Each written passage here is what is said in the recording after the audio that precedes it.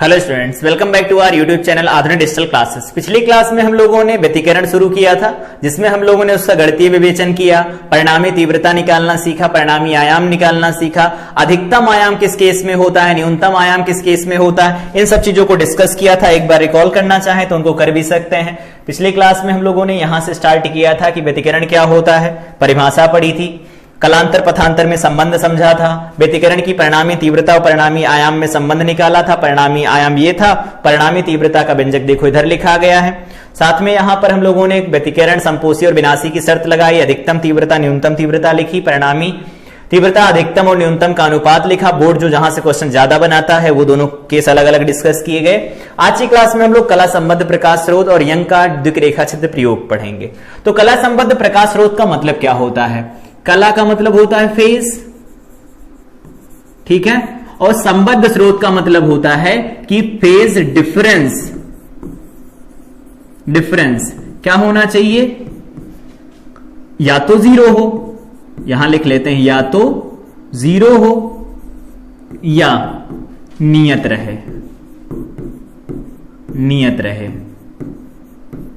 कला संबद्ध प्रकाश स्रोत का मतलब होता है फेज डिफरेंस जो होता है कलांतर, वो या तो जीरो हो या तो नियत रहे। तो यहां पर परिभाषा लिख सकते हैं इसकी, वे प्रकाश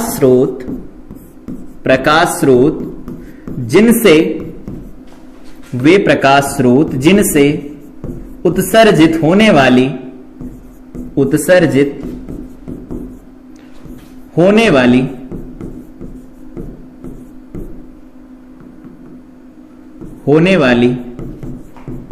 तरंगों के मध्य क्या हो, कलांतर नियत रहता है, कलांतर नियत रहता है। कला संबद्ध प्रकाश स्रोत कहलाते हैं, कला संबद्ध प्रकाश स्रोत कहलाते हैं। तो ऐसे दो मतलब ऐसे कोई भी स्रोत जिनसे तरंगे निकल रही हो और उनसे निकलने वाली तरंगों के मध्य अगर कला का अंतर नियत है, जीरो भी हो सकता है, वो कुछ है पहले से तो वो नियत बना रहे, बदल ना रहा हो। तो कलांतर अगर बदल नहीं रहा होता उस केस में हम कहते हैं ऐसे स्रोत को हम कला संबद्ध प्रकाश स्रोत, कोहेरेंट सोर्स बोलते हैं। एक बात और पूछी जाती है कि अगर ये ऐसा नहीं होगा, कला संबद्ध प्रकाश स्रोत ना हो तो क्या व्यतिकरण नहीं होगा?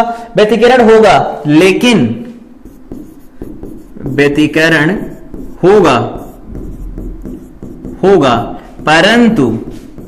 परंतु व्यतिकरण का पैटर्न गत्यात्मक होगा, डायनामिक होगा। हिंदी में, इंग्लिश में बोले तो डायनामिक होगा। हिंदी में गत्यात्मक कहते हैं, इंग्लिश में डायनामिक होगा।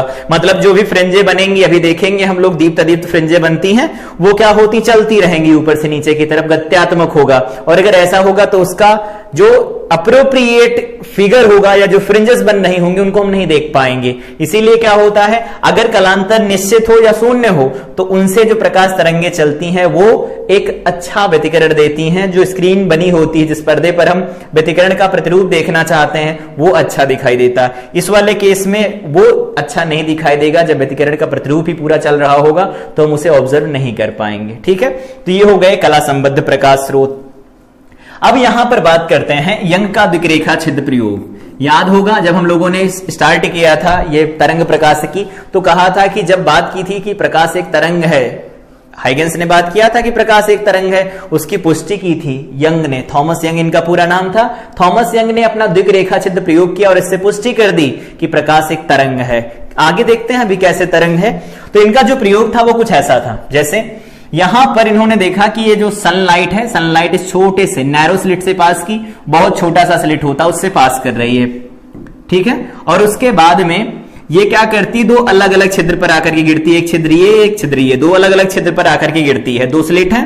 अब क्या होता है, यहां से प्रकाश जब चलना शुरू करेगा, देखो यहां पर एक बिंदु स्रोत जैसा होगा, बिंदु स्रोत से जो तरंगाग्र निकलेगा, वो गोलीय निकलेगा, गोलीय तरंगाग्र इस दोनों से टकराएगा, फिर गोलीय बनेगा।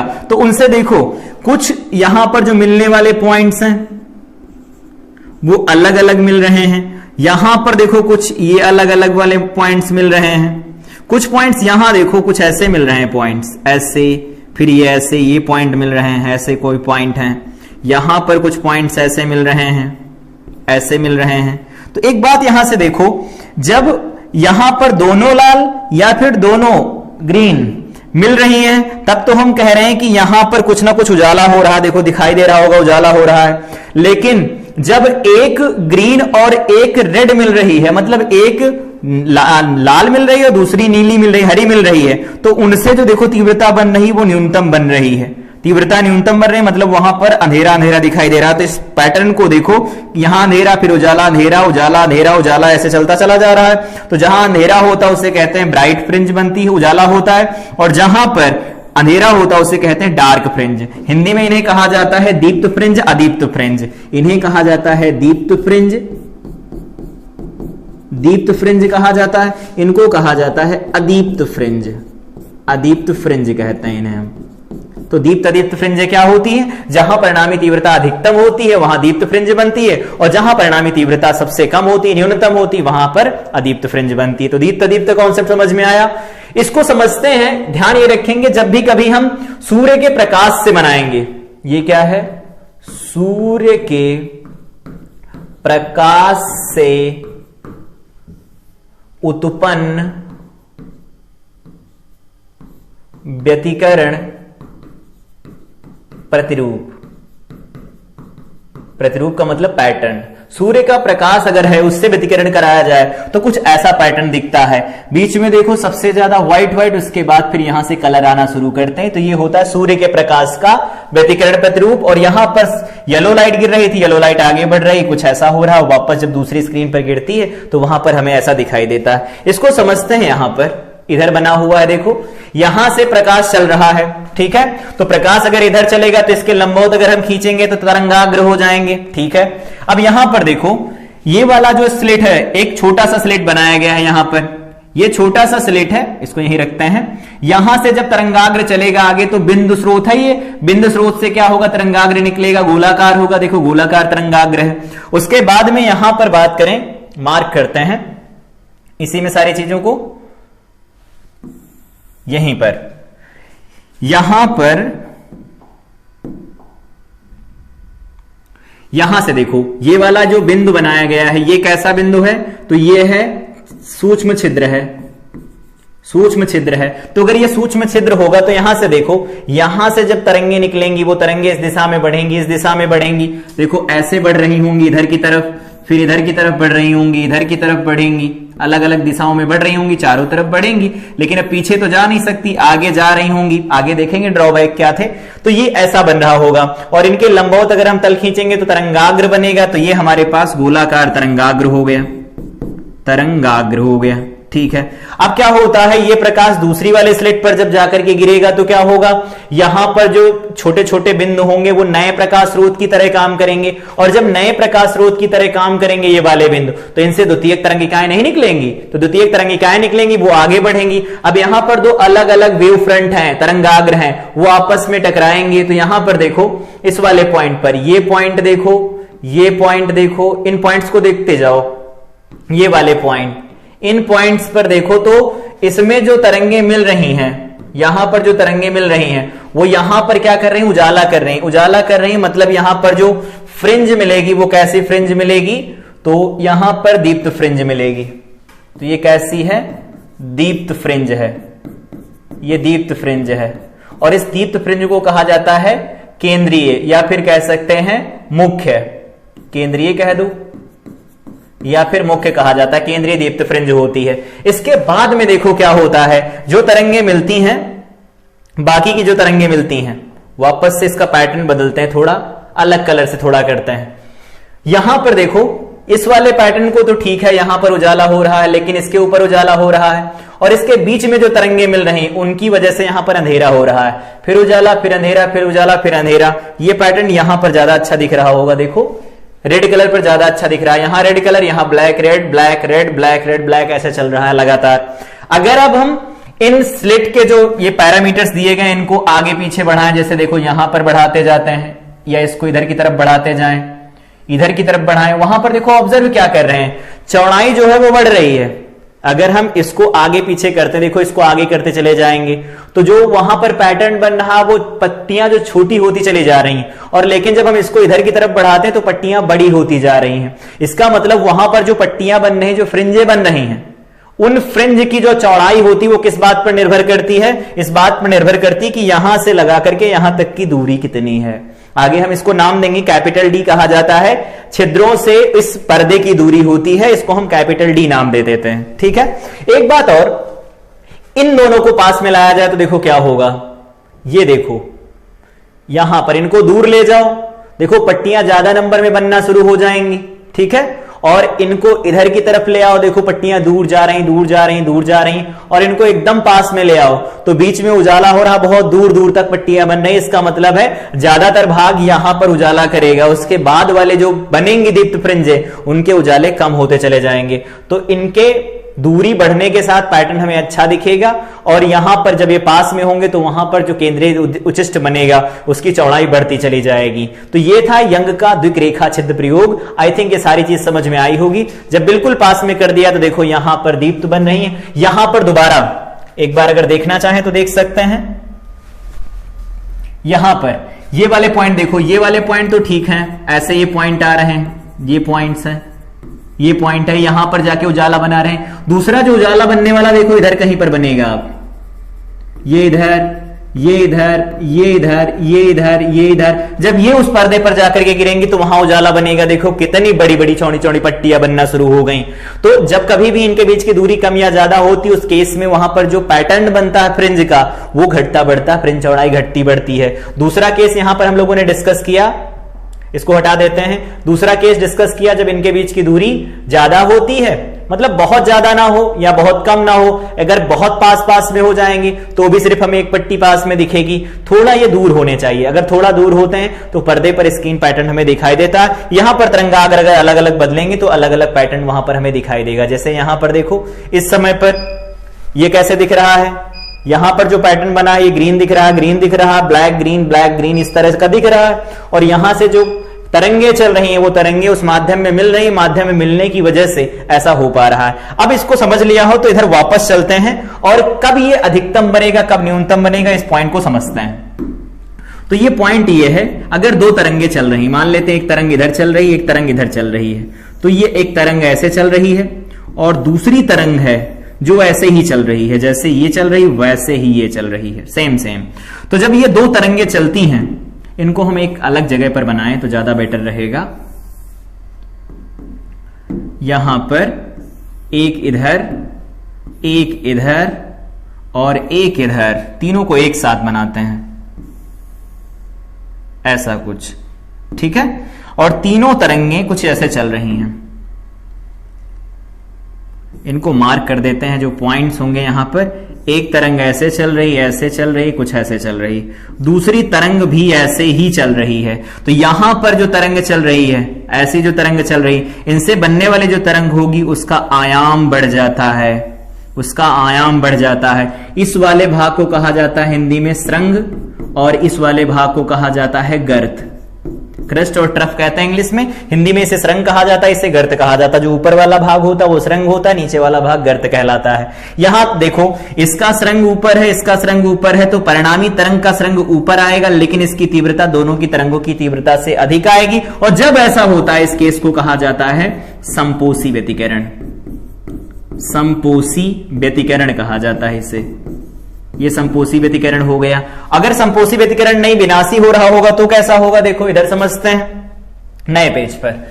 विनाशी व्यतिकरण ऐसा होगा, यहां पर ये तरंग ऐसे चल रही है, ऐसा, दूसरी तरंग इसका अपोजिट चल रही है, यहां से चल रही है ऐसा, फिर ऐसा चल रही है। अब देखो इसका श्रृंग है, इसका गर्त है, फिर इसका गर्त है, इसका श्रृंग है। जब ये आपस में मिलती हैं तो तो एक दूसरे के प्रभाव को निरस्त कर देती हैं और कुछ बिल्कुल ऐसा ऐसा हो जाता है, सीधे सीधे प्रकाश तरंगे चली जाती हैं। अगर दोनों के आयाम बराबर है, आयाम बराबर नहीं होंगे तो मान लेते ये A1 है, ये A2 है, तो A1 की वैल्यू ज्यादा है A2 से, तो कुछ ऐसी तरंग बनती है, ऐसी तरंग बनती है। और अगर इसका अपोजिट हो तो ऐसी तरंग बनेगी, कोई फर्क नहीं पड़ता, यहां पर A2 बड़ा है A1 से, लेकिन दोनों बराबर होंगे तो वो एक दूसरे को न्यूट्रलाइज कर देंगे, ठीक है, एक दूसरे के प्रभाव को निरस्त करेंगे, वहां अंधेरा हो जाएगा। तो यहां पर अभी जो हम लोगों ने देखा ना, अंधेरा और उजाला कैसे हो रहा है, यहां पर जो हम लोगों ने अभी देखा यहां कि अंधेरा और उजाला कैसे हो रहा है, तो जब सरंग सरंग के साथ मिले, गर्त गर्त के साथ मिलते हैं तो परिणामी तरंग की तीव्रता बढ़ जाती है। उस केस में हमें यहां पर उजाला मिलता है, इस वाले केस में देखो। और अगर तरंग में सरंग और गर्त आपस में मिलना शुरू हो जाए, एक का सरंग दूसरे का गर्त मिलते तो एक दूसरे के प्रभाव को निरस्त कर देते हैं। अगर दोनों की तीव्रताएं समान है, उस केस में क्या होता है, अंधेरा बन जाता है। ये देखो यहां पर अंधेरा बन जाएगा। आई थिंक ये सारी चीज समझ में आई होगी। अब ये समझ तो लिया है कैसे बनता है कैसे नहीं बनता है, यहां पर देख भी लिया पैटर्न कैसा था, सूर्य का वैसा बनेगा। अब हमें पढ़ना होगा इसका व्यंजक, कि इसका व्यंजक हम कैसे निकाल सकते हैं, जो बोर्ड में पूछा जाएगा।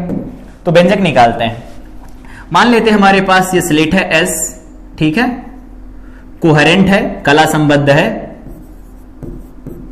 कला संबद्ध है, कला संबद्ध प्रकाश स्रोत है S।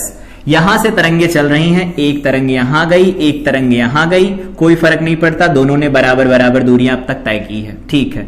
यहां S1 है और ये S2 दिया गया है, इनके बीच की दूरी D दे रखी है। इनको कहते हैं द्विक रेखा छिद्र। देखो क्या लिखा है, यंग का द्विक रेखा छिद्र प्रयोग, दो अलग अलग छिद्र हैं यहां से। अब यहां से चलेंगी तरंगे, ठीक है, तरंगे चलेंगी तो एक बात देखो, अगर मान लेते हैं यहां से तरंग निकले और यहां से तरंग निकले और इस वाली जगह पर आकर के गिर जाए, वापस से यहां से तरंग चले और यहां पर जाकर के गिर जाए, और तरंग यहां से चले यहां पर जाकर के गिर जाए, ऐसा हो तो क्या दोनों ने अलग अलग दूरियां तय की है, अलग तय की या नहीं तय की, ये डिसाइड करो। तो देखो यहां से तरंगे चल रही, इधर जाई इधर गई, तो यहां से यहां इन दोनों ने बराबर दूरी तय की थी, यहां से ये बराबर तय करेगी, ये बराबर तय करेगी, मतलब इन दोनों ने बराबर बराबर दूरियां तय की है। तो बराबर बराबर दूरियां तय की, तो इस केस में क्या लिख सकते हैं, पथांतर। पथांतर क्या लिखा जाएगा, पथांतर बराबर 0 हो जाएगा। तो कलांतर निकालो, कलांतर, कलांतर निकालेंगे तो डेल्टा फाई होता है, वो लिखा जाता है 2 पाई बाई लैम्डा, इनटू में 0 लिखेंगे तो ये भी हमारे पास 0 निकल के आ जाएगा। और जब 0 निकल के आएगा तो हम जानते हैं R जो लिखा जाता है वो लिखा जाता है A1 square plus A2 square plus 2 A1 A2 cos 0 लिख देंगे, और cos 0 तो 1 होता, उस केस में देखो R क्या हो जाएगा, मैक्सिमम बनेगा, A1 प्लस A2 बन जाएगा। और इसी तरह से अगर I लिखें तो याद होगा I मैक्स क्या आता है, तो वो निकल के आता है √ओवर I1 प्लस I2 का होल स्क्वायर। आई थिंक ये सारी बात समझ में आ रही होगी। तो जब ऐसा हो रहा होगा, बिंदु O पर जो ये तरंग है आ रही मिल रही, इसकी बात कर रहे हैं, यहां तो बिंदु P है और ये पर्दा लिया गया है, ये पर्दा वही है जिस पर अभी पैटर्न बन रहा था। देखो यहां पर ये जो पैटर्न बन रहा ना, इस पर्दे की बात कर रहे हैं। ये दोनों छिद्र हैं S1 और S2, ये S है, यहां से प्रकाश इधर की तरफ बढ़ रहा है, ठीक है, तो ये प्रकाश इधर की तरफ बढ़ रहा है। तो वही बात करते हैं यहां पर, देखो ये I मैक्स हो गया, R मैक्स हो गया, कला संबद्ध प्रकाश स्रोत हो गई, ये S हो गया। इसके बाद में क्या करते हैं, अगला कोई पॉइंट लेते हैं। ये तो बात हो गई कि O पर जो बनेगा वो हमेशा दीप्त ही बनेगा, तो O पर जो बनेगा वो दीप्त बनेगा। तो इस पर तीव्रता अगर देखें तो ऐसी होगी, फिर ऐसा, फिर ऐसा, फिर ऐसा, फिर ऐसा चलता जाएगा। यहां पर भी सेम ऐसा ही बनता चला जाएगा। तो यहां पर तो उच्चिष्ट बन गया, इसके बाद यहां पर निम्निष्ट बनेगा, मतलब यहां तीव्रता न्यूनतम होगी, फिर यहां तीव्रता न्यूनतम होगी, फिर अधिकतम होगी, फिर न्यूनतम होगी, फिर अधिकतम होगी, फिर न्यूनतम होगी, यहां पर अधिकतम होगी, न्यूनतम होगी, अधिकतम होगी, न्यूनतम होगी, ऐसा होता चला जाएगा। तो हमें यह देखना है, स्थितियां बतानी है कि पहला न्यूनतम कहां मिलेगा, दूसरा न्यूनतम कहां मिलेगा, एनोवा न्यूनतम कहां मिलेगा, पहला उच्चिष्ट कहां मिलेगा, मतलब पहली तीव्रता अधिकतम कहां होगी, दूसरी बार तीव्रता अधिकतम कहां होगी, सारी बातें बतानी है। तो यहां पर एक एक करके डिस्कशन शुरू करते हैं सारी चीजों का। मान लेते हैं कि यहां से जो चल रही है तरंगे, ये तरंग यहां से गई, ऐसे चल रही है, ये ऐसे मिल रही है, यहां से तरंग गई कुछ इस तरह से, ऐसे मिल रही है, ऐसे मिल रही है तरंगे। तो जब तरंगे ऐसे चल रही होंगी तो क्या होगा, यहां से अगर हम लंब खींच लें, एक इधर से लंब खींच दिया जाए इस वाले बिंदु के ऊपर, इसको नाम दे देते हैं, ये एम है, मान लेते हैं नाम एम है, कोई भी नाम दे दो। यहां से ये जो कोण बन रहा है वो थीटा लिखा गया है, ठीक है, ये कोण जो लिखा गया है वो थीटा है। और अगर ये कोण थीटा होगा तो ज्योमेट्री से देखो, ये वाला जो कोण बन रहा होगा, ये वाला जो कोण बनेगा इस बिंदु P के ऊपर, ये वाला कोण भी थीटा होगा। बताएं कैसे, देखो यहां पर ये थीटा बनेगा ना, ठीक है, ये 90 है तो ये 90 माइनस थीटा बनेगा, ऑफ कोर्स। तो अगर ये 90 माइनस थीटा, ये 90 बनेगा तो ये थीटा नहीं हो जाएगा, और अगर ये थीटा तो ऊपर वाला भी थीटा बन जाएगा, क्योंकि ये वाली लाइन ये लाइन के समांतर समांतर है, ठीक है, वो कोई इशू नहीं है, ज्योमेट्री है, समझ जाएंगे। अब ये थीटा बन गया, अगर ये D है तो यहां से S2M बताओ क्या आएगा, S2M निकल के आएगा D sine theta. Of course हम ऐसा लिख सकते हैं, ऑफ कोर्स बिल्कुल लिख पाएंगे, D साइन थीटा। एक बात यहां से देखो, यहां से S1 से चली तरंग P पर पहुंची, S2 से चली तरंग P पर पहुंची, दोनों ने बराबर दूरियां तय की, नहीं, इसने इतनी ज्यादा दूरी तय की है। तो S2 से जो चलने वाली तरंग है उसने ज्यादा दूरी तय की है, कितनी ज्यादा तय की, तो S2M दूरी तय की है, और S2M दूरी तय की है तो इसी को तो डेल्टा x लिखा जाता है, और कहते क्या है, इसे पथांतर कहा जाता है। और पथांतर हो गया तो डेल्टा x की वैल्यू क्या निकल के आई, D साइन थीटा निकल के आ जाएगी। और अगर D साइन थीटा निकल के आएगी तो इस केस में क्या होगा, हम थीटा को बहुत छोटा ले लें, यदि थीटा बहुत छोटा है, बहुत छोटा है,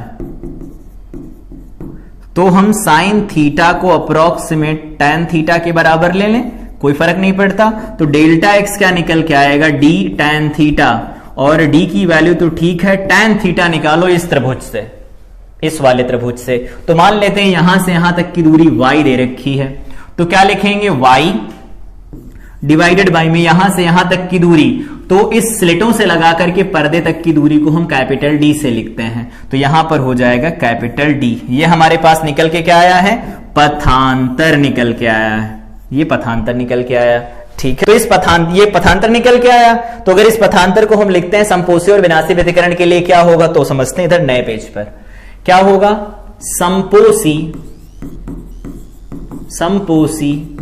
व्यतिकरण के लिए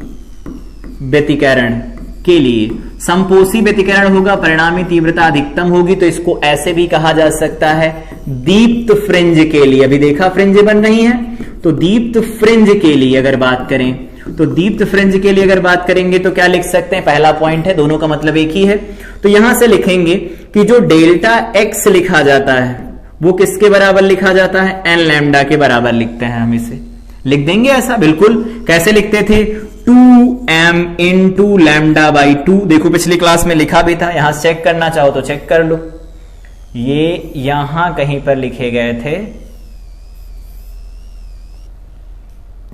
ये ऐसा बन गया, ऐसा, ये देखो लिखे हैं, यहां पर क्या लिखा गया था, 2m इंटू लैम्डा बाई 2, 2 से 2 कट जाएगा, m लैम्डा ही तो बनेगा, तो m लैम्डा बन जाएगा। प्लस माइनस का मतलब दोनों तरफ बनेंगे ना फ्रिंज, इसलिए प्लस माइनस लिखा जाएगा, ठीक है। तो हमारे पास ये निकल के आया, डेल्टा एक्स की वैल्यू n लैम्डा के बराबर लिखी जाएगी। तो डेल्टा एक्स है क्या, देखो डेल्टा एक्स दिया गया dy d बाई डी, तो ये लिखा गया dy d डिवाइडेड बाई में d, ये किसके बराबर आ जाएगा, n लैम्डा के बराबर आ जाएगा। एक काम करो, यहां से y निकाल लो, तो y बराबर क्या मिलेगा, n capital D lambda divided by में स्मॉल d मिल जाएगा। तो ये n है हमारे पास, n मतलब nv के लिए बात कर रहे हैं हम, तो nv के लिए बात कर रहे हैं, तो ध्यान रखेंगे केंद्रीय दीप्त फ्रिंज से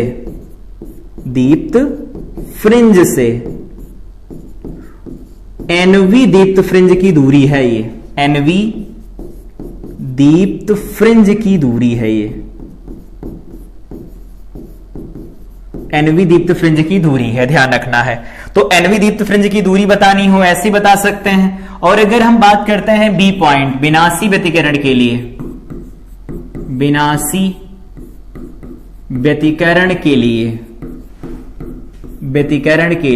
तो विनाशी व्यतिकरण के लिए लिखेंगे तो क्या लिख सकते हैं, या फिर अदीप्त फ्रिंज के लिए लिखना चाहो लिख लो, या अदीप्त फ्रिंज के लिए, मतलब तो एक ही है अदीप्त फ्रिंज के लिए। तो अदीप्त फ्रिंज के लिए लिखेंगे तो क्या लिख सकते हैं, देखो यहां से अब की बार कलांतर क्या लिखा जाएगा, तो इसका विषम गुणज लिखा जाएगा। तो लिख दो डेल्टा एक्स बराबर 2n-1 इंटू लैम्डा बाई 2 लिखेंगे। और डेल्टा एक्स की वैल्यू क्या है, y इंटू में क्या लिखा गया, dy बाई डी, ऐसे लिखो dy डिवाइडेड बाई में कैपिटल dy ये लिखा गया है।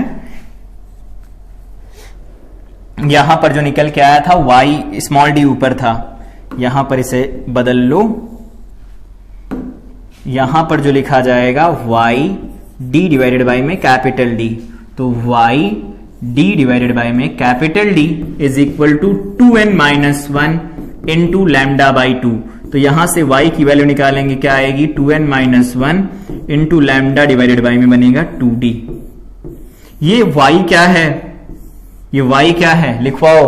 तो ये था केंद्रीय दीप्त फ्रिंज से एनवी अदीप्त फ्रिंज, दीप्त फ्रिंज की दूरी, वही ये भी वही है, केंद्रीय दीप्त फ्रिंज से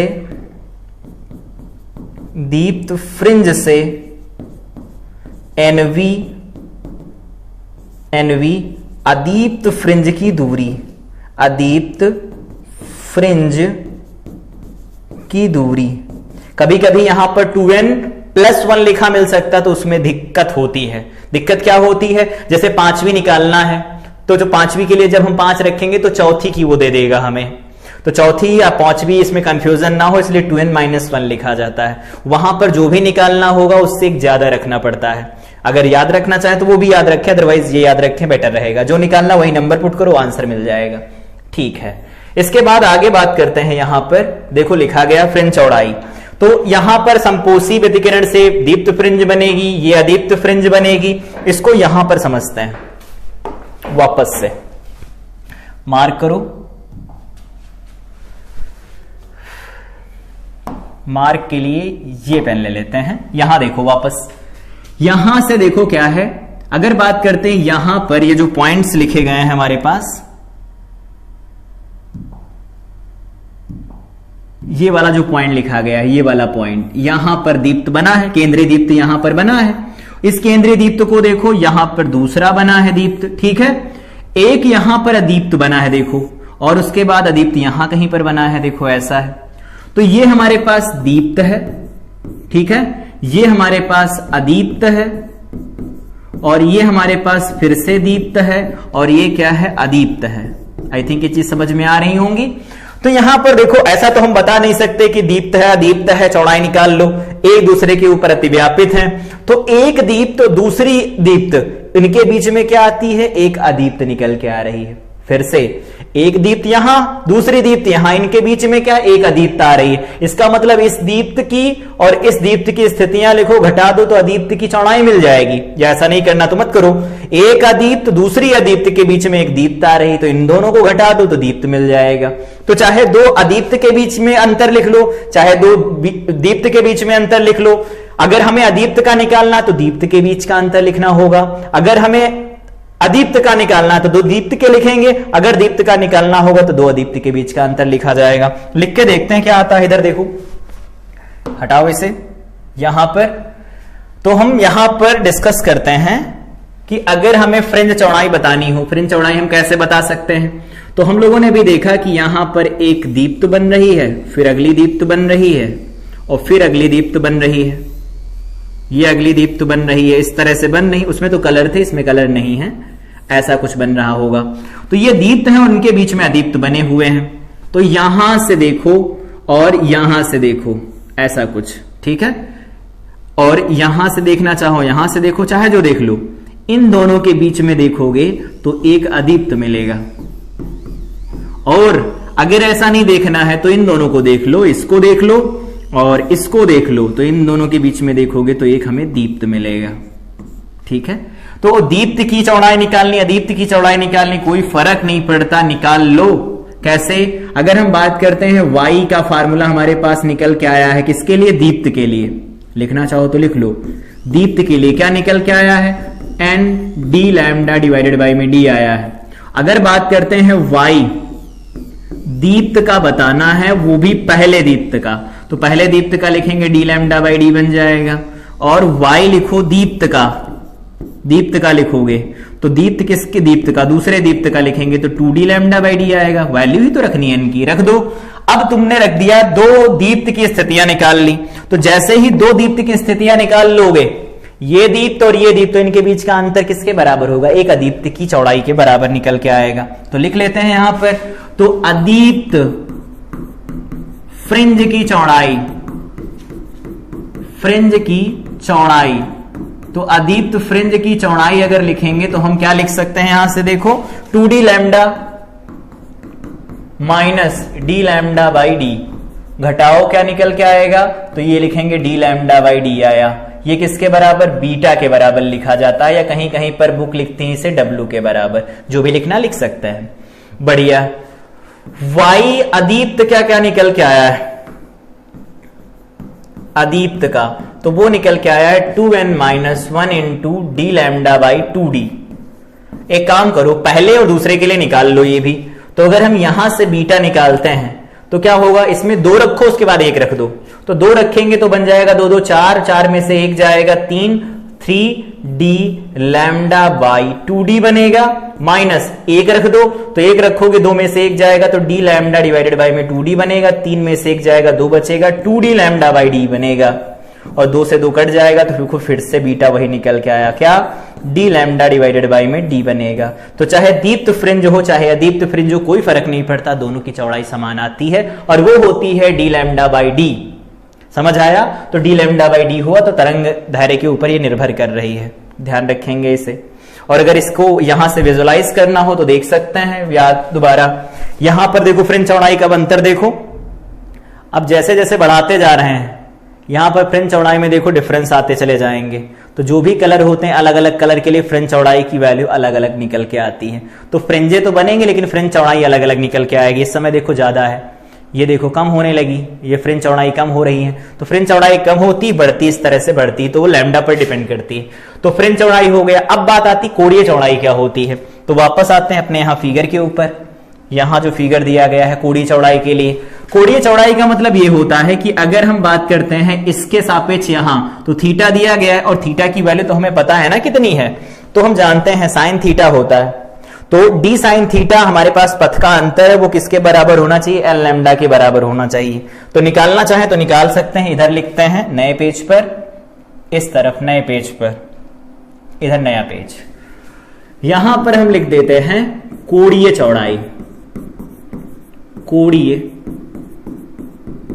चौड़ाई, कोणीय चौड़ाई को हम थीटा से लिखते हैं। कोणीय चौड़ाई थीटा क्या होती है, तो अभी देखा डी साइन थीटा बराबर लिखा जाता है एन लैम्डा के बराबर, ठीक है, एन लैम्डा के बराबर लिखेंगे, तो यहां से थीटा की वैल्यू देखो क्या निकल के आएगी, एन बराबर 1 रख दो तो लैम्डा डिवाइडेड बाई में डी आएगा, चूंकि थीटा बहुत छोटा है, बहुत छोटा है, ये एक तरफ पर निकल के आ गया, थीटा की value lambda by D I. तो देखो जो बीच में बना था ओ वाला ऐसा ही तो बना था, और यहां से हम दूरियां मान रहे हैं तो ये थीटा मान लिया, तो ये थीटा होगा तो इधर वाला भी तो थीटा बनेगा, तो यहां से यहां तक की ये चौड़ाई हो जाएगी कोणीय चौड़ाई, और वो कुछ किसके बराबर लिखेंगे, तो लिख देते हैं केंद्रीय दीप्त फ्रिंज की, दीप्त फ्रिंज की कोणीय चौड़ाई, कोणीय चौड़ाई पेपर में ये पूछा जाता है, तो फार्मूला लिख लो,